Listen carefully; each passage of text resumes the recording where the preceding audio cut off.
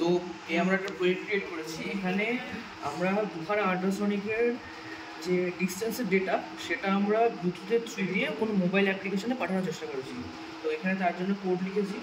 কোডে প্রথমে যেমন আমরা নর্মাল পিনগুলো ডিফাইন করে দিয়েছি, তারপর এখানে যে ডিস্টেন্সের ফোনগুলো ওটা 2 পিনের জন্য সেট করেছি, এবং তারপর শেষে গিয়ে এই সেকশনের মধ্যে আমরা এই ডেটাটা সেট করেছি অ্যাপ্লিকেশনে।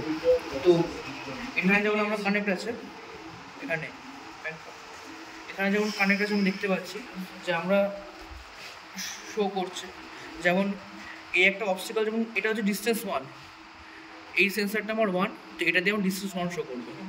এটার সামনে যেমন একটা অবস্টাকল ধরলাম, তখন এখানে ভেতরে দেখাবে দেখ ডিস্টেন্সটা 1, ওটা ওখানে নিয়ে যা, কাছে নিয়ে যাওয়া বুঝতে পারবে না, দেখ ডিস্টেন্সটা 1। আস্তে আস্তে আমি দূরে সরাচ্ছি, বাড়ছে ডিস্টেন্স 1টা।